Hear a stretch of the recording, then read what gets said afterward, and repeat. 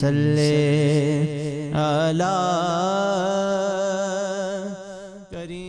اللہ الرحمن الرحیم اللہم صلی علی محمد و آل محمد وبارک وسلم کما تحب و ترضی لہ۔ السلام علیکم ورحمۃ اللہ وبرکاتہ۔ فیصل روحانی ٹی وی دیکھنے والے تمام سامعین کرام، امید کرتے ہیں آپ خیریت سے ہوں گے۔ آج کی اس ویڈیو میں ہم اس مبارک درود پاک کا پارٹ نمبر 10 آپ لوگوں کی خدمت میں لے کر حاضر ہوئے ہیں۔ اللہم صلی علی محمد کما تحب و ترضی لہ۔ یہ وہ مبارک درود پاک ہے جس کے حوالہ جات موجود ہیں۔ اس درود پاک کو نبی کریم صلی اللہ علیہ وآلہ وسلم نے بذات خود پسند فرمایا ہے۔ ایک شخص آپ صلی اللہ علیہ وآلہ وسلم کی خدمت میں حاضر ہوا۔ آپ صلی اللہ علیہ وآلہ وسلم نے اسے اپنے پاس بٹھایا۔ اس وقت حضرت ابو بکر صدیق رضی اللہ تعالیٰ عنہ آپ صلی اللہ علیہ وآلہ وسلم کی دائیں جانب بیٹھے ہوئے تھے۔ سیدنا کریم صلی اللہ علیہ وآلہ وسلم نے اس شخص سے مسکرا کر گفتگو فرمائی، اس کی طرف بہت زیادہ متوجہ ہوئے۔ جب وہ شخص چلا گیا تو آپ صلی اللہ علیہ وآلہ وسلم نے حضرت ابو بکر صدیق رضی اللہ تعالیٰ عنہ سے دریافت فرمایا، اے ابو بکر رضی اللہ تعالیٰ عنہ، آپ اس شخص کے بارے میں حیران ہیں؟ تو سیدنا ابو بکر صدیق رضی اللہ تعالیٰ عنہ نے فرمایا، جی یا رسول اللہ صلی اللہ علیہ وآلہ وسلم، میں یہ سوچ رہا ہوں کہ اس کے پاس کون سا ایسا عمل ہے جس کی بدولت آپ صلی اللہ علیہ وآلہ وسلم نے اس کو اپنا اتنا قرب عطا فرمایا اور توجہ عطا فرمائی۔ آپ صلی اللہ علیہ وآلہ وسلم نے فرمایا کہ یہ شخص مجھ پر درود و سلام جب بھیجتا ہے تو اس طرح پڑھتا ہے، اللہم صلی علی محمد کما تحب و ترضی لہ۔ اس وجہ سے اس شخص یعنی کہ صحابی نے میرا قرب پایا اور آقا صلی اللہ علیہ وآلہ وسلم نے اس درود پاک کو بذات خود پسند فرمایا ہے۔ جہاں سیدنا آقا صلی اللہ علیہ وآلہ وسلم پسند فرما لیں وہاں دلیلیں عقلیں ان کا کیا دخل؟ یہاں سے مہر لگ گئی ہے اور یہاں وہ مقام ہے جہاں زبانوں کو لفظوں دلیلوں کی اجازت نہیں۔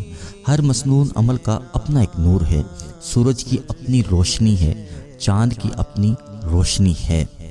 حضرت آدم علیہ السلام نے اپنے بیٹے حضرت شیش علیہ السلام سے فرمایا، نور نظر تم میرے بعد میرے خلیفہ ہو، تقوی کو لازمی پکڑ لو۔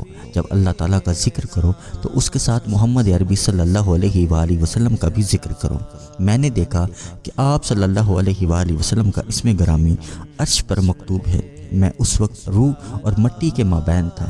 میں نے آسمانوں کے گرد چکر لگایا، میں نے وہاں ہر جگہ اسم محمد صلی اللہ علیہ وآلہ وسلم لکھا ہوا دیکھا تھا۔ ہر مسنون عمل کا اپنا ایک نور ہے، سورج کی اپنی روشنی ہے، چاند کی اپنی روشنی ہے، اسی طرح ہر مسنون عمل کا اپنا ایک نور ہے۔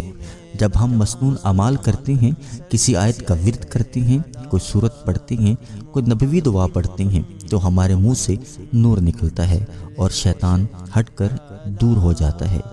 درود پاک کا کمال یہ ہے کہ درود شریف پڑھنے والے کے منہ سے نور بھی نکلتا ہے اور خوشبو بھی نکلتی ہے۔ فرشتے درود شریف کا ورد کرنے والے کے گرد جمع ہونے لگتے ہیں، نیک جنات اس عاشق درود شریف کے قریب ہونے لگتی ہیں۔ اس دوران انسان کے ساتھ جو گندی غلیظ مخلوقات اور جادو کے نام پر جنات مسلط ہوتے ہیں یا گناہوں کی نحوست اور سیاہی ہوتی ہے وہ دھلنے لگتی ہے، دل روشن ہونے لگتا ہے، روح گناہوں کی بیڑیوں سے آزاد ہو کر ہلکی ہونے لگتی ہے۔ گناہ بوجھ ہیں اس لیے دوزخ نیچے ہے، نیکی پرواز ہے اس لیے جنت عرش سے اوپر ہے۔ اسی لیے نیکیوں میں رہیں، نیکیاں اکٹھی کرتے رہیں، جنتیوں والے اعمال جاری رکھیں، درود شریف پڑھتے رہیں، دنیا میں بھی اور آخرت میں بھی۔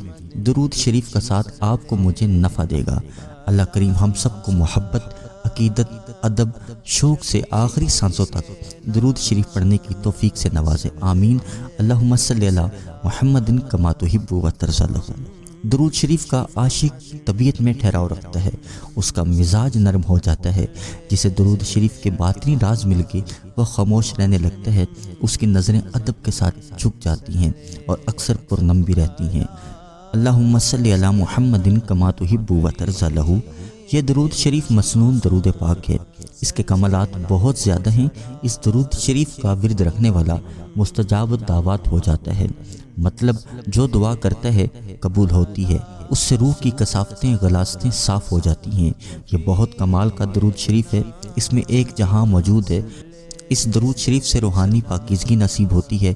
اس درود شریف کے ورد سے رسول پاک صلی اللہ علیہ وآلہ وسلم کی توجہات نصیب ہوتی ہیں۔